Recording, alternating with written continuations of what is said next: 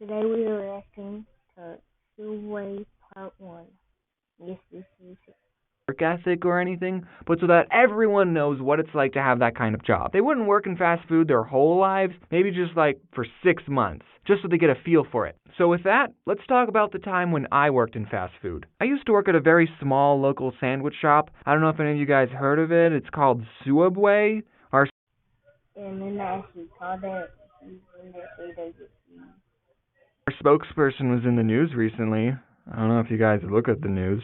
Did you hear he got beat up in jail? I kind of want to meet the person who beat up Jared more than Jared. Not in person. We wouldn't meet in person, obviously. But like, he would be behind bars, and I would just look at the guy who beat up my spokesperson. How many people get to say that they beat up a fast food icon who is also a pedophile? Only one, and it's that guy. Okay, but seriously guys, working at Subway was probably one of the most easiest jobs out there. I don't know why I'm about to complain about it to you guys. We got free cookies. And you know the comic with the Subways in Hell? I was actually working at Subway when I made that comic. I just think it adds sort of a little bit of value to it. You see, the owners, who were husband and wife, can you believe it, of the Subway I worked at, owned 2 stores. One of the Subway stores was in a Walmart on an Indian reservation, because we have those in Arizona, and the other Subway was the Subway I worked at. And since the Walmart store was always busy, the owners would spend 99% of their time at that store. So I didn't really have a boss most of the time. On the off chance the owners did show up, they would just pick up some food and then they would make sure I was making sandwiches the right way. And every time I made a sandwich in front of them,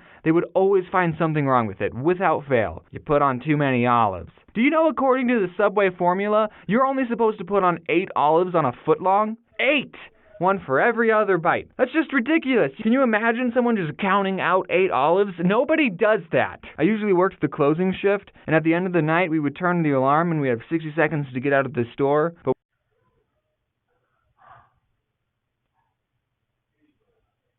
Oh my goodness. This is why. No.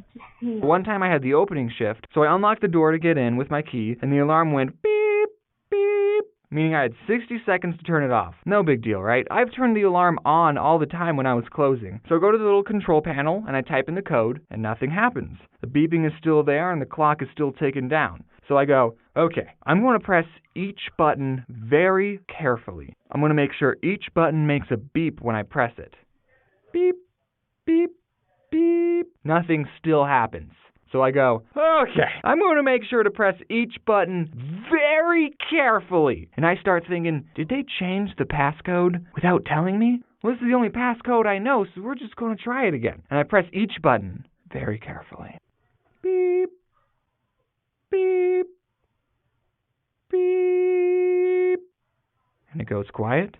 And then the alarm goes off. I still had like 20 seconds left. But I guess when you get it wrong 3 times, it automatically assumes that you're a burglar. So while the alarm is going off, I look on the contact sheet for the owner's cell phone number. I step outside, I call him, and he doesn't pick up. So I go back inside, find the number for the other Subway store. They open an hour before we do. Someone picks up with their stupid voice. Oh, thank you for calling Subway. I'm blah, blah, blah, blah, blah, blah, blah, blah. How may I help you? And I go, hey, is Mike there? That's not his real name, guys. Don't worry. And they go, just a minute. Yeah, sure. I have all the time in the world. The cops might be on their way, but take your time. So, Mike picks up. Yellow. Hey, Mike, this is James. What's the passcode for the alarm? Who is this?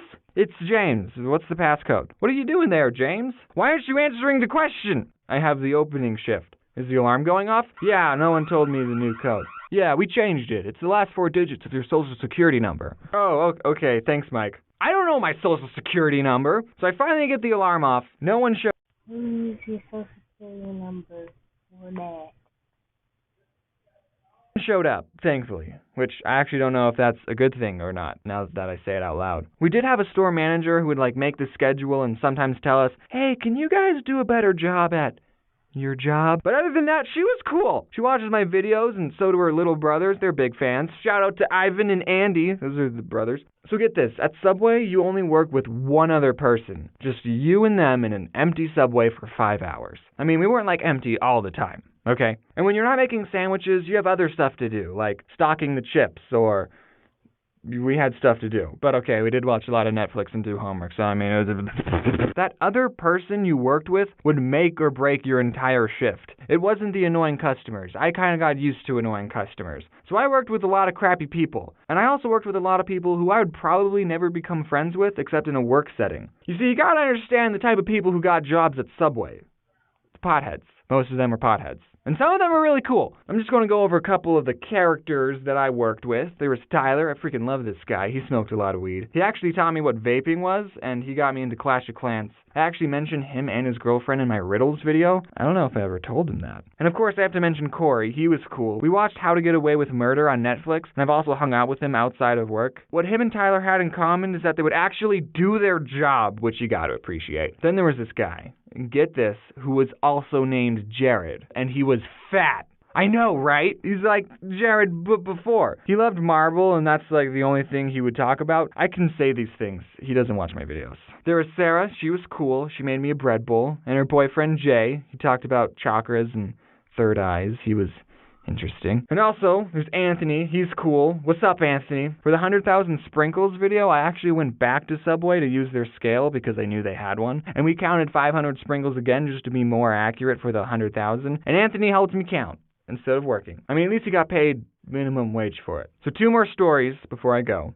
One time, Jared asked me to take out this pile of trash, and I was like, oh, okay, I'll just put this pile of trash in the dumpster. And as I was taking it out, I saw that there was a chip poster in the pile, and I thought, this is too cool to throw away. I'm going to keep it. So I took it home with me, and then the next day when I went in, people were saying, oh, where's the chip poster? We can't find the chip poster. We haven't seen it anywhere. And I'm thinking, I have the poster. I decided not to tell anyone that I had the poster. And it's still hanging up in my room. Sorry, boss, if you're finding out about this now. Okay, and then the other story, I was working with a manager, and we were just making sandwiches like usual. And I noticed that when we toasted a sandwich, it would burn the paper a little on the edges. That probably shouldn't be happening. So then a customer asks for just bacon toasted. And the boss lady puts some bacon on paper, and then puts it in the toaster. And we don't have a setting for just bacon. So then when she opens the toaster, there was a fire on the bacon. So then she starts to whack it with the little metal tray thing, but all she ended up doing was fanning the flames, making the fire bigger. You got this, right? Then I went in the back and I got the fire extinguisher and I actually used it. I single-handedly saved that Subway. Wait, what have I done? Is it okay if the bacon's a little crispy and has nitrogen and carbon dioxide stuff on it? Wow, I didn't even mention a single... Nope. Goodbye, guys.